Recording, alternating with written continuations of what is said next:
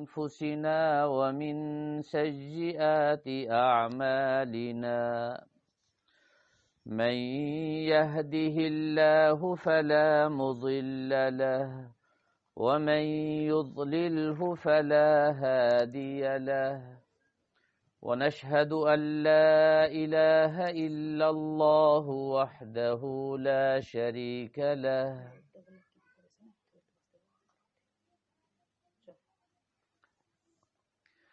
ونشهد أن سيدنا ومولانا محمدا عبده ورسوله صلى الله تعالى عليه وعلى آله وصحبه وبارك وسلم تسليما كثيرا كثيرا.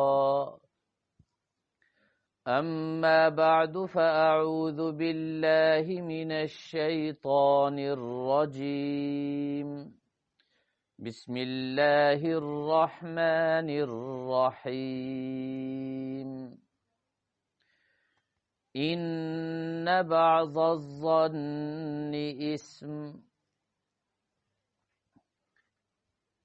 وقال رسول الله صلى الله تعالى عليه وسلم ظنوا بالمؤمنين خيرا أو كما قال رسول الله صلى الله تعالى عليه وسلم صدق الله وصدق رسوله النبي الكريم ونحن على ذلك لمن الشاهدين والشاكرين والحمد لله رب العالمين.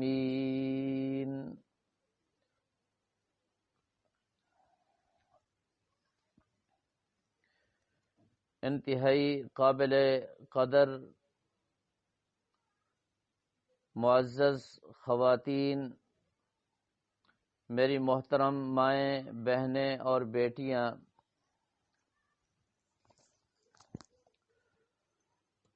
آج کی اس عظیم الشان مجلس میں جہاں آپ نے بہت قیمتی اور بہت مفید باتیں سنی اور مجھ سے قبل جو بیان کیا گیا حضرت سیدہ فاطمۃ الزہرا رضی اللہ تعالی عنہ کی سیرت و خدمات پر یقیناً جو گفتگو کی گئی وہ قیمتی جواہرات اور موتیوں سے بڑھ کر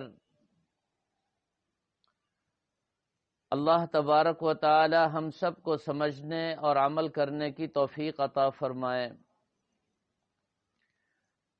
میں تمام خواتین سے درخواست کروں گا کہ انتہائی سنجیدگی کے ساتھ، محبت کے ساتھ، عقیدت اور احترام کے ساتھ اور پوری لگن اور فکر کے ساتھ اور خاموشی کے ساتھ بیٹھیں۔ اس مجلس میں اللہ کا ذکر ہوگا۔ جس مجلس میں اللہ تبارک و تعالی کا ذکر ہوتا ہے، اللہ تعالی کی رحمتیں بارش کی طرح برستی ہیں، سکینت کا نزول ہوتا ہے، اور اس مجلس میں جو دعائیں کی جائیں اللہ تبارک و تعالی قبول فرما لیتے ہیں۔ اس مبارک مجلس کے آداب میں سے سب سے اہم ترین ادب توجہ ہے۔ جو خواتین توجہ سے بیٹھیں گی اللہ تعالی کی رحمتیں انہی کو نصیب ہوں گی، اور اس مجلس میں بیٹھ کر جو ادھر ادھر دیکھیں گی اور توجہ نہیں کریں گی وہ محروم رہیں گی۔ اس لیے پوری توجہ اور انہماک کے ساتھ میری چند باتیں آپ حضرات سماعت فرمائیں۔ اللہ تبارک و تعالی کا ذکر دل سے بھی ہوتا ہے، اللہ تبارک و تعالی کا ذکر زبان سے بھی ہوتا ہے، اللہ تبارک و تعالی کا ذکر اعضاء اور جوارح سے بھی ہوتا ہے۔ رحمت عالم صلی اللہ تعالی علیہ وسلم ارشاد فرماتے ہیں، کل مطیع للہ فہو ذاکر، جو بھی اللہ کی اتباع کرنے والا ہے، اللہ تبارک و تعالی کی اطاعت کرنے والا ہے، وہ ذکر ہے۔ ذکر بڑی عجیب نعمت ہے۔ فرمایا زبان سے بھی ذکر کرو، وَاذْكُرِ اسْمَ رَبِّكَ، اللہ تبارک و تعالی کے اسم مبارک کا بھی ذکر کرو، اللہ تبارک و تعالی کی ذات کا بھی ذکر کرو، اللہ تبارک و تعالی کی صفات کا بھی ذکر کرو۔ سبحان اللہ کہنا اللہ کی صفات کا ذکر ہے، الحمدللہ کہنا اللہ تبارک و تعالی کی صفات کا ذکر ہے، تسبیحات اور تحلیل یہ سب اللہ تبارک و تعالی کے صفاتی ذکر کہلاتے ہیں۔ اللہ تبارک و تعالی کا ذاتی ذکر بھی ہونا چاہیے، دل سے بھی ذکر ہونا چاہیے، زبان سے بھی ذکر ہونا چاہیے، اور اعضاء اور جوارح سے بھی ذکر ہونا چاہیے۔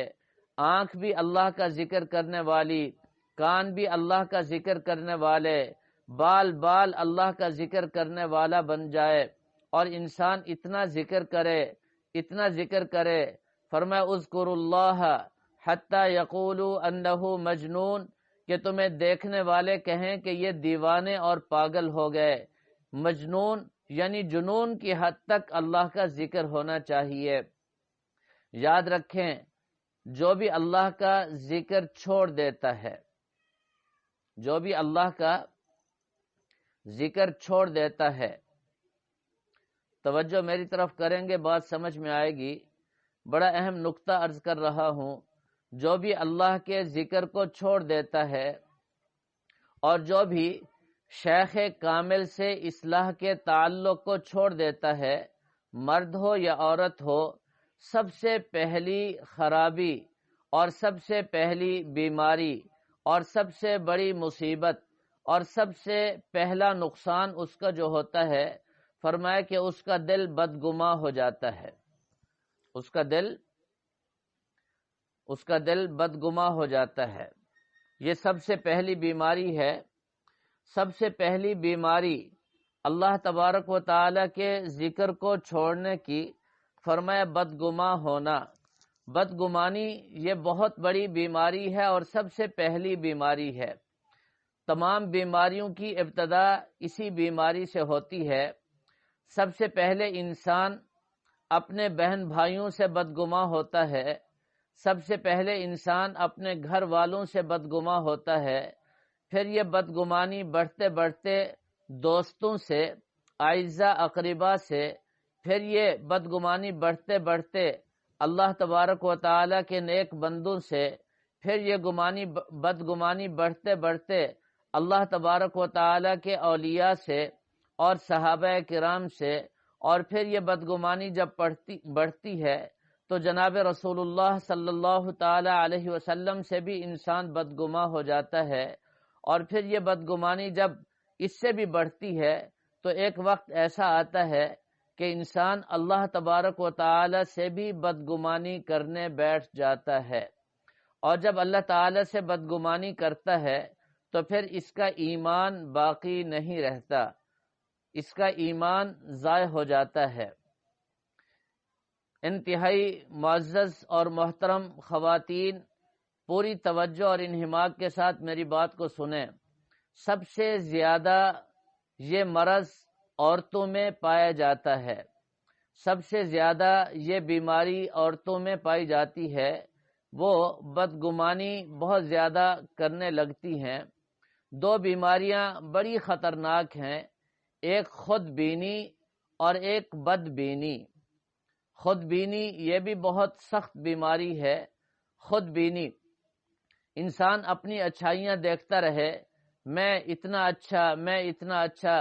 ہمارے حضرت جی حضرت صوفی محمد سرور صاحب رحمہ اللہ تعالی فرمایا کرتے تھے کہ انسان اس وقت تباہ ہو جاتا ہے جب بکری کی طرح میں کرتا ہے، بس وہ کہتا ہے میں ہوں اور کوئی بھی نہیں۔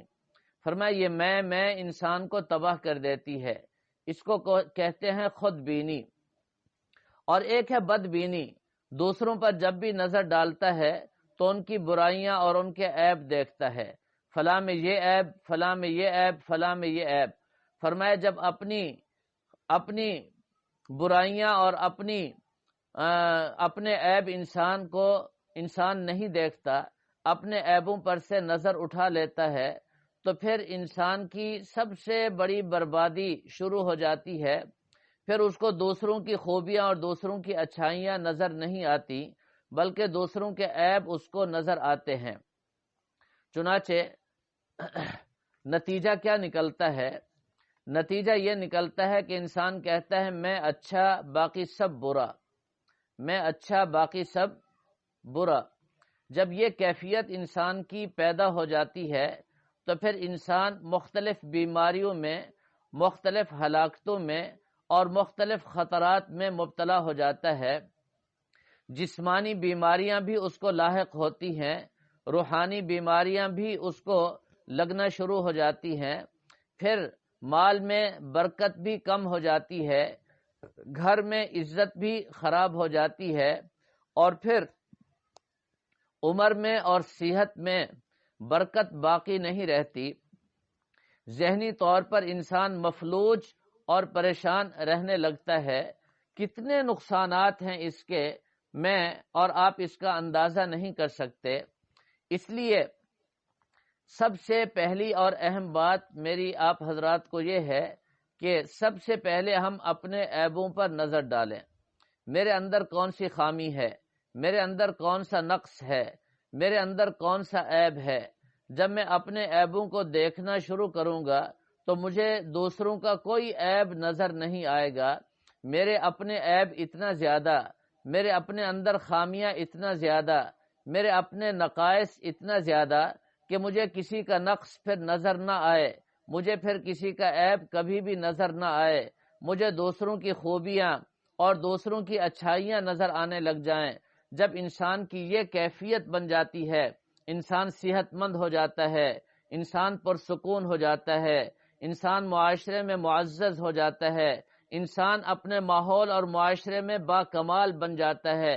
کمال یہ نہیں کہ میں دوسروں کے عیب دیکھوں، دوسروں کی خامیاں دیکھوں، کمال یہ ہے کہ میں اپنے عیب دیکھوں اور اپنی خامیاں دیکھوں۔ کمال یہ ہے کہ میں دوسروں کی خوبیاں دیکھوں اور دوسروں کی اچھائیاں تلاش کروں، یہ کمال ہے۔ اور اپنی خوبیاں اور اپنے کمالات اور دوسروں کی خامیاں اور دوسروں کی برائیاں دیکھنا، یہ تو بہت بڑا عیب ہے۔ فرمایا کہ یہ ایسا عیب ہے، ایسی بیماری ہے، ایسی ہلاکت ہے اور ایسی بربادی ہے کہ اس سے انسان کی عزت بھی خراب ہو جاتی ہے، انسان کا وقار بھی مجروح ہو جاتا ہے، انسان کی صحت بھی تباہ ہو جاتی ہے، مال و دولت سے برکت بھی اٹھ جاتی ہے، عزت بھی خراب ہو جاتی ہے۔ اس لیے آج کا میرا سبق یاد فرما لیجئے، ذہن نشین فرما لیجئے۔ ہم نے سارے دن بکری کی طرح میں نہیں کرنا، بلکہ ہم نے اپنے عیبوں کو دیکھنا ہے، اپنی خامیوں کو دیکھنا ہے، پھر ان کی اصلاح کی کوشش کرنی ہے، اور دوسروں کی اچھائیاں اور دوسروں کی خوبیاں اور دوسروں کے محاسن ہم نے ہمیشہ دیکھنے ہیں۔ اس سے بڑے کمالات انسان کو نصیب ہوں گے۔ اس لیے مولانا ظفر علی خان صاحب نے بڑی عجیب بات کی تھی۔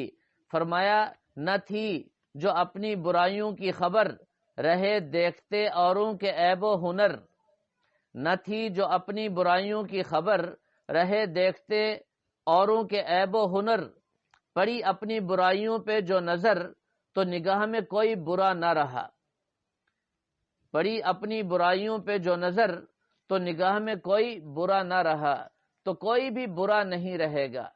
اور اگر ہم نے اللہ کا ذکر چھوڑ دیا، اللہ کے ساتھ اپنا تعلق کمزور کر لیا، اور اللہ تبارک و تعالی کے تعلق کا سب سے بڑا ذریعہ شیخ سے، کسی اللہ والے سے اصلاح کا تعلق ہے، اگر تعلق نہ رہا یا تعلق نہیں بنایا یا اللہ کا ذکر نہیں کیا، تو سب سے پہلی اور سب سے خطرناک بیماری جو انسان کو لگتی ہے اس کا نام ہے بدگمانی۔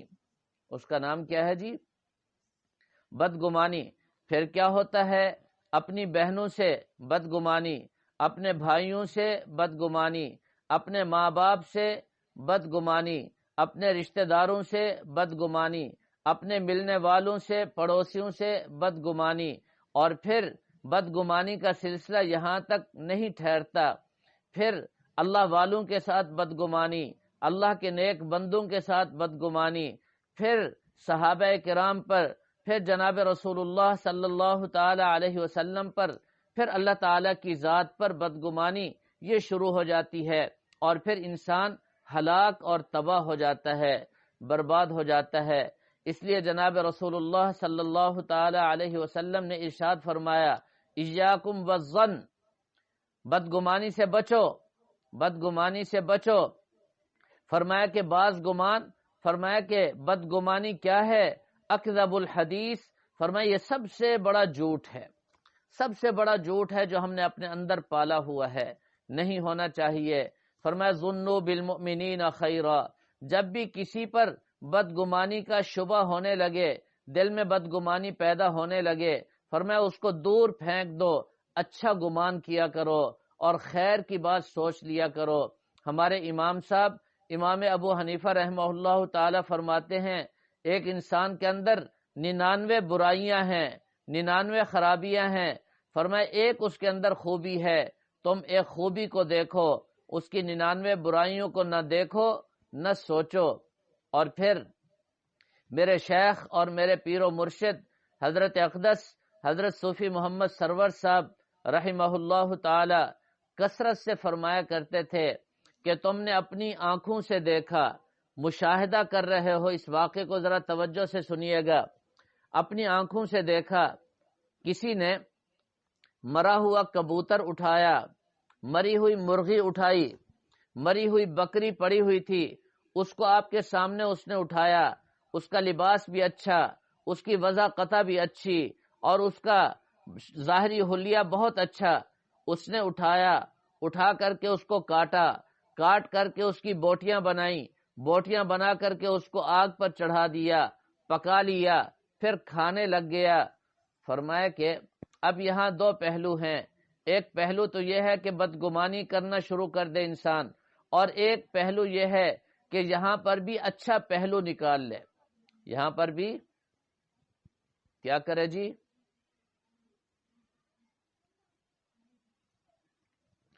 ہاں جی، کیا کرے؟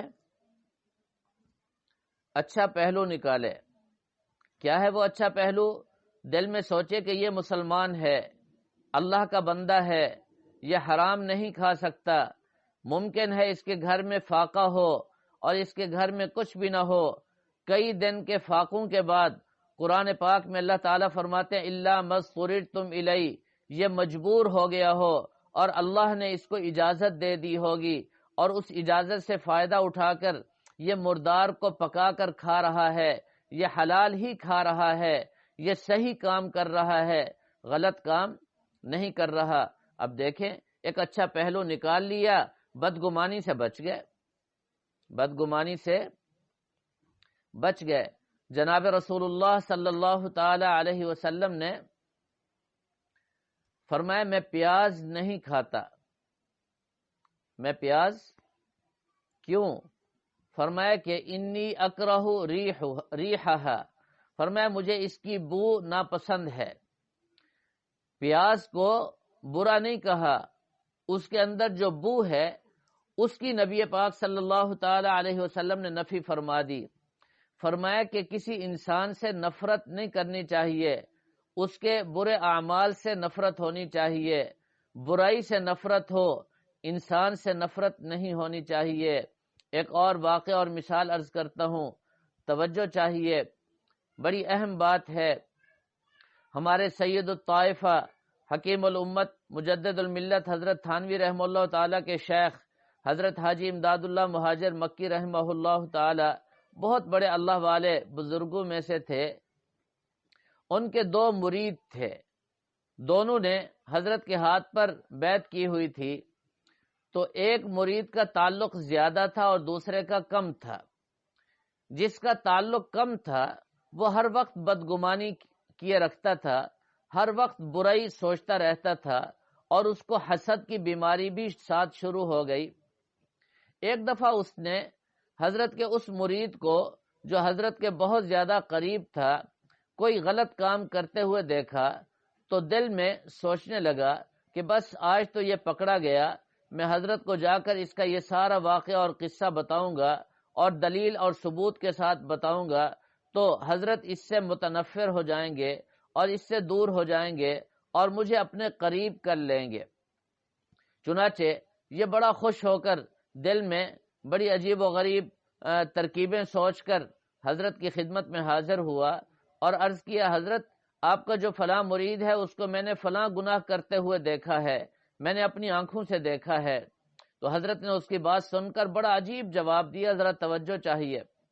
فرمایا کہ اللہ تبارک و تعالی کی صفات میں ایک صفت ہے معز، عزت دینے والے، اور ایک اللہ تعالی کی صفت ہے مذل، ذلت دینے والے۔ تعز من تشاء وتذل من تشاء، عزت دینے والے بھی اللہ تعالی، ذلیل اور ذلت دینے والے بھی اللہ تبارک و تعالی۔ تو فرمایا کہ اللہ تبارک و تعالی کی صفت مذل کی تجلی اس وقت اس پر پڑی ہوگی تو ایسا ہو گیا ہوگا۔ اب یہ بڑا پریشان کہ میں نے اتنا بڑی بات آپ کو بتا دی اور آپ نے یوں کہہ کر معاملے کو رفع دفع کر دیا اور اس کے بارے میں کوئی بات بھی نہیں کی، اور یہ فرما دیا کہ اللہ تعالی نے صفت مذل کی تجلی اس پر نازل کی ہوگی جس کی وجہ سے اس سے یہ کام سرزد ہو گیا ہوگا۔ بس بات ختم۔ تو دیکھیں، جب بھی کوئی معاملہ ہو گھر میں یا کہیں بھی تو بدگمانی نہیں کرنی چاہیے، بلکہ اس کا جو اچھا پہلو ہے اور دوسرا پہلو ہے اس کو سوچ کر اچھا گمان کرنا چاہیے، بدگمانی منع ہے۔ ایک حدیث میں جناب رسول اللہ صلی اللہ تعالی علیہ وسلم ارشاد فرماتے ہیں کہ انسان اللہ تعالی سے بھی بدگماں ہو جاتا ہے، یہ آخری درجہ ہے۔ بلکہ اس سے پہلے ایک مثال اور بھی میں عرض کر دیتا ہوں۔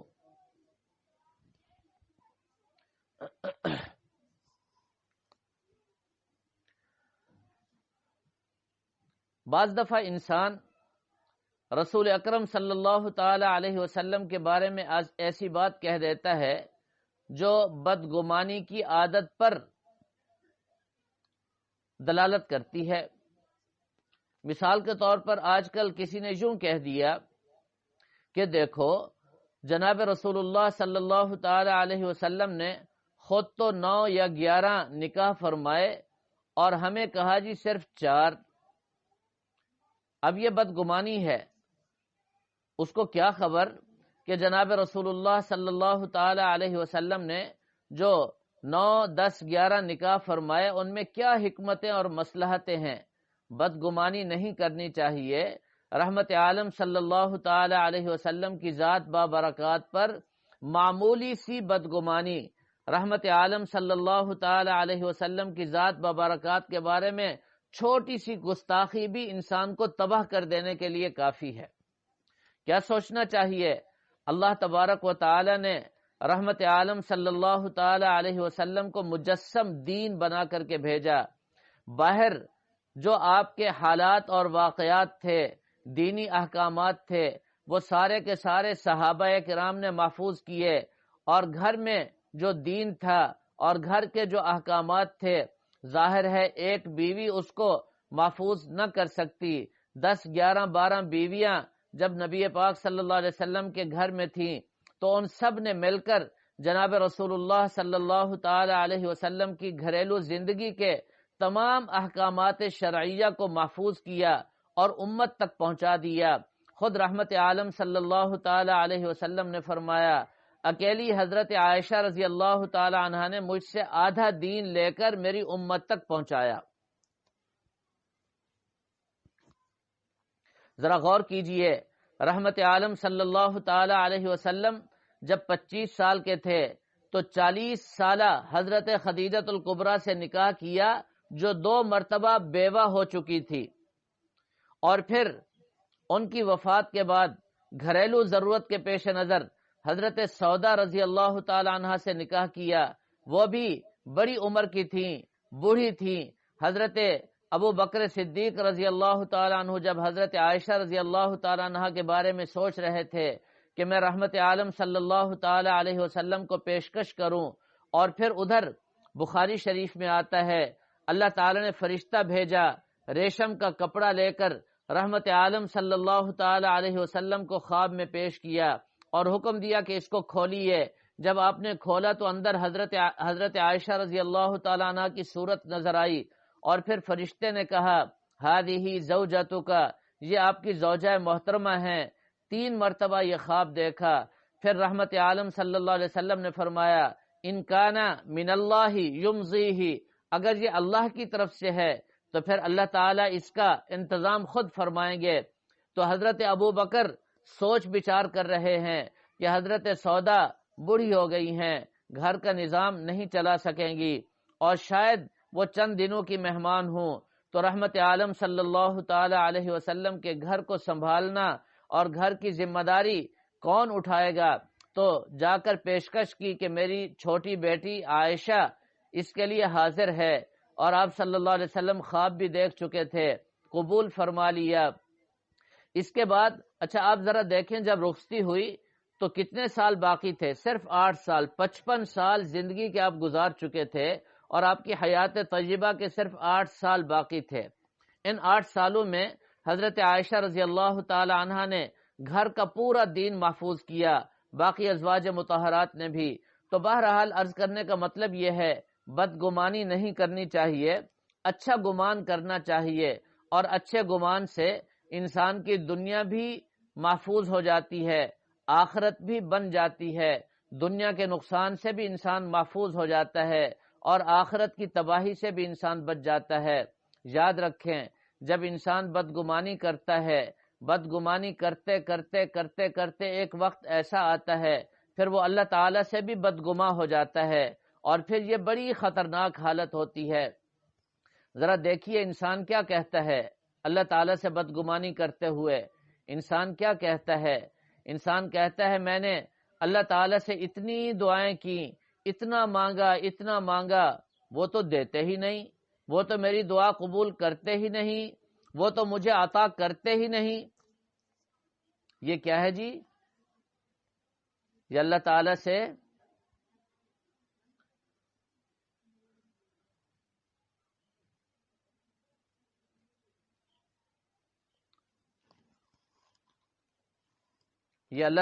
کیا ہے جی؟